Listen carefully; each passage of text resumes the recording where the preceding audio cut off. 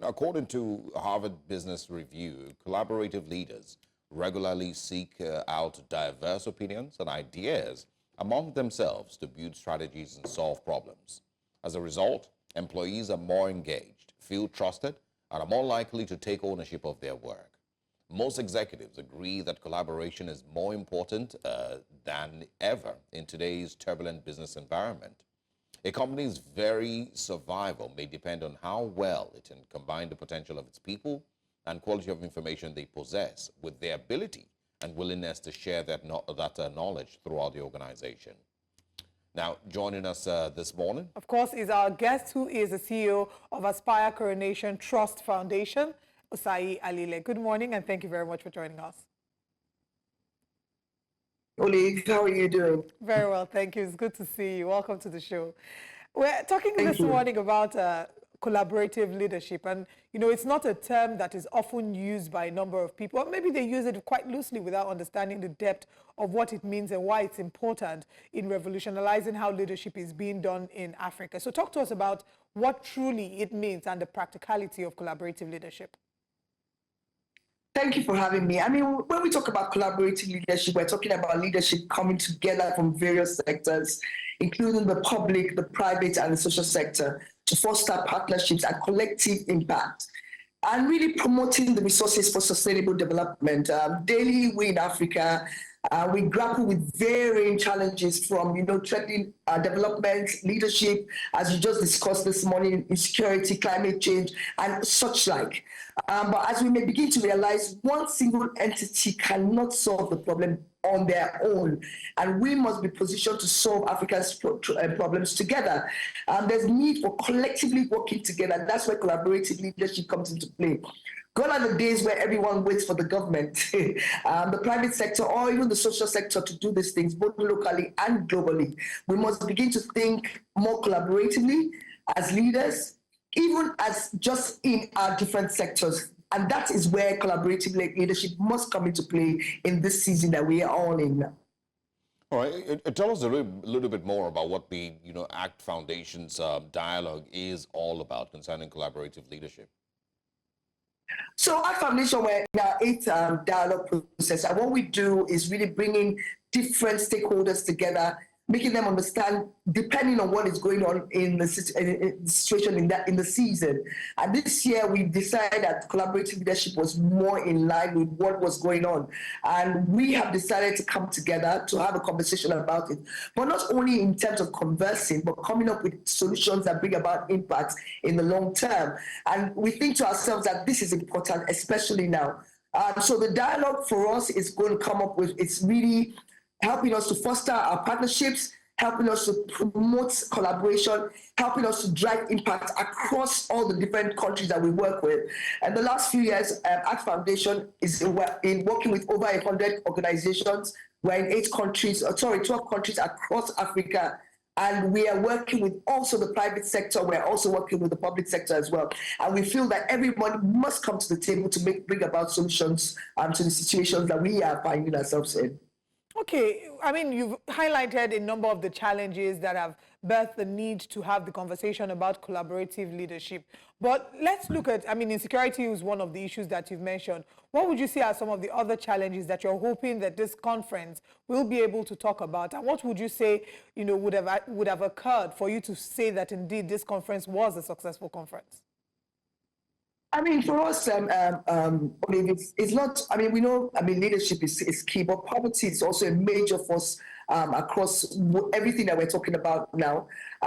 Everybody's beginning to talk about climate change. A lot of things we know, it's really on paper, but how do we come together to make sure that we can solve that problem? So we have quite a number of it. But for us, it's the involvement. We have to involve ourselves. Is a commitment to shared leadership, is a commitment to mutual respect across board, moving beyond just transactional relationships, not only in the global south, but also in the global north. How do we work together to make sure that we are all on the same table? A lot of times we have conversations. We know what the situation is, but everybody's speaking different languages. But when you talk about collaborative leadership, and based on what you said, even from the Harvard Business Review that you had read, the inspiration is really in terms of making sure that everybody's speaking the same language and coming up with impactful solutions, not just solutions, but impactful solutions that will transcend and. Yeah, I think it's also important to bring in the Nigerian perspective into this conversation. What Nigeria has lacked, for so many years, as with the absence of proper collaborative leadership, so talk a little bit, about that and, how much better our country might be, if we have more collaborative leadership, at every level, the federal, the state, local government, and of course, even in the private sector. I mean, even just listening to your conversation this morning, I was thinking to myself, I mean, really, when we work in silos and feel to ourselves that local government is better off, the state government is better off, everybody's doing things in different ways, then we lose traction of who we are, first of all, as a people. And this is coming back to Nigeria, first of all, as a people. And then what are we as a community and as a country supposed to even be doing at this time? So we need to also think about the commitments and the values that we bring to the table. We have to develop even the strategies and the frameworks and provide people with just an ability to think past themselves. A lot of times when we talk about collaborations, we must realize that collaboration is a synergy that works together. And we must come out of that feeling of the fact that it's a silo thing. We're in it for ourselves. We must also be very futuristic about what the solutions we're coming up with. A lot of times that the solutions we come up with in our country, Nigeria, is very short-term, just myself and I today. But we have to think long-term. The future generations, what are they going to benefit of what decision I'm making today? And if we don't think about it that way, then we're going to create a problem. And that's where sustainability comes into play as well. When we're always talking about sustainability, the SDGs, the ESGs and all that, we're giving them names. But when we talk about it in terms of what we are doing now, we must remember that we're trying to save our situation for today to be able to help tomorrow succeed. And it's as simple as that. And that's the way Nigerians, governments, people, not only government, we cannot rely only on government. We as individuals, we as citizens must realize that we must think long term, we must be very strategic about how we make our decisions.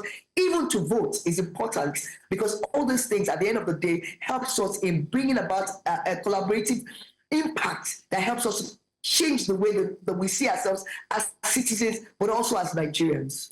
And this conversation that we've had just really highlights the importance of why we need to have collaborative leadership. And I know that there's going to be an extensive conversation at the conference. So who should attend the conference? Where is this conference happening? And when is it happening? It's happening on Thursday, October 10th. We're looking forward to it. We normally invite the public sector, private sector, individual, social sector across Africa. And of course, it's open. It's going to be hybrid, also online. Participants can register on our website, which is acttrustfoundation.org, acttrustfoundation.org. And even if you're not in Lagos, because it's going to be happening in Lagos, you can always join us online. It's going to be very, very, most of our conferences is very deliberative. We're talking and working across the process. And we have a lot of master classes as well that they will be able to attend. So we're looking forward to having everyone join us. All right. Thank you so much for joining us. We certainly look forward to getting to see the clips and joining virtually the conference that will be happening. And of course, acttrustfoundation.org is the website for those who are looking to register to attend this virtually. Thank you so much for your time with us this morning. Thank you. Thank you for having me. Take care, everyone.